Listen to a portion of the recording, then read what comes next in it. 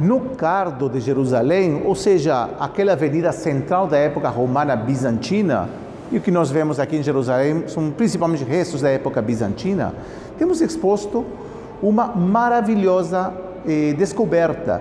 Na verdade, esse mapa é uma réplica, uma cópia de um mapa que foi achado na cidade de Madaba, na Jordânia. Na Jordânia foi achado um mosaico gigante que mostra a Terra Santa tal como os bizantinos viam no século VI, século VII. Agora, a ideia deles não era uma ideia de fazer cartografia, desenhar um mapa de uma forma científica. Também não tinha intenção de ensinar geografia. A ideia deles era mostrar os lugares santos para o cristianismo e os lugares santos bíblicos em geral, na época bizantina. Então, nesse mapa gigante, temos os diferentes lugares santos que eles descobriam ou localizavam em diferentes lugares na Terra Santa, na Terra de Israel, e graças a essa descoberta, arqueólogos conseguiram também achar diferentes achados arqueológicos impactantes, baseados justamente nesse mapa, mesmo que as distâncias, tal como aparece nesse mapa, não eram exatas. Falamos que não era um mapa científico. E um lugar especial dentro desse grande mosaico que tem em Madaba foi destinado à cidade de Jerusalém. E nós vemos aqui a cidade de Jerusalém, tal como os bizantinos que criaram esse mosaico viam a cidade de Jerusalém. Vocês podem ver, gente, que isso não é um mapa como nós conhecemos hoje em dia, mas muitas coisas conseguimos aprender graças a essa descoberta. Uma das coisas mais curiosas é, por exemplo, a porta de Damasco. Temos aqui a porta de Damasco, certo? A atual porta de Damasco. Até o século XIX, que foi achado, fim do século XIX, que foi achado esse mosaico, ninguém entendia por que os árabes chamavam essa porta de Bab el-Amud, que significa a porta da coluna. Em inglês, nós chamamos isso, em línguas latinas, a porta de Damasco. Por quê? Porque vai em direção à cidade mais importante da época, que era Damasco. Em hebraico, é a porta de Siquém, ou Sha'ar Shem. Por quê? Porque era em direção à cidade de Siquém, que era a comunidade judia mais importante naqueles dias, por onde saía por essa porta. Os árabes chegam no século VII e eles colocam o nome Bab el-Amud. Até hoje em dia se chama Bab el-Amud, a porta da coluna.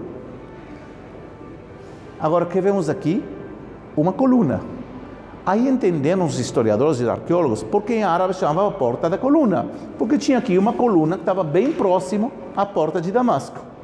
Que era essa coluna, na época bizantina, era o quilômetro zero. Logicamente que os romanos, os bizantinos, não utilizavam o termo quilômetro. Tinha outro tipo de medidas que não importa agora. Mas o que quer dizer com quilômetro zero? A partir de aqui se contabilizavam as distâncias a diferentes lugares. Agora, uma coisa curiosa que vemos nesse mapa, são dois cardos. Esse é um cardo que vai de norte a sul, ou de sul a norte. Essa avenida central, que vocês veem hoje em dia em Jerusalém, com essas colunas, com essas estradas amplas, estavam todas as lojas a ambos os lados. E no meio, que vemos aqui, é a igreja do Santo Sepulcro. Uma forma, não era tridimensional, como vocês podem ver, mas plano, assim. Mas a ideia deles era mostrar dentro de Jerusalém as coisas importantes, que era o Santo Sepulcro. Também mostraram aqui o que chama, hoje em dia, o Museu da Torre de Davi, que eles achavam realmente que era o Palácio de Davi. Por isso, se chama, em forma errada, a Torre de Davi. Davi nunca esteve lá. Mas os bizantinos achavam em forma inocente que realmente era o Palácio de Davi, então eles vão marcar isso aqui. E tem no final também uma igreja chamada Maria Nea, ou a Nova Maria. E vejam aqui, temos o que chama o cardo oriental. E se vocês estão se perguntando onde estaria hoje em dia o Muro das Lamentações nesse mapa, estaria mais ou menos nessa altura. Seria o Muro das Lamentações, aqui já estaria o Monte do Templo. Só para resumir, esse mapa que foi achado em Madaba, e que essa é uma réplica que está em Jerusalém, permitiu aos arqueólogos e historiadores entender muitos detalhes da Terra Santa, tal como era descrita pelos bizantinos no século VI e no século VII. E uma coisa importante, é a primeira prova da existência do Santo Sepulcro em um material gráfico ou escrito, vamos dizer, o mais antigo, do século VI.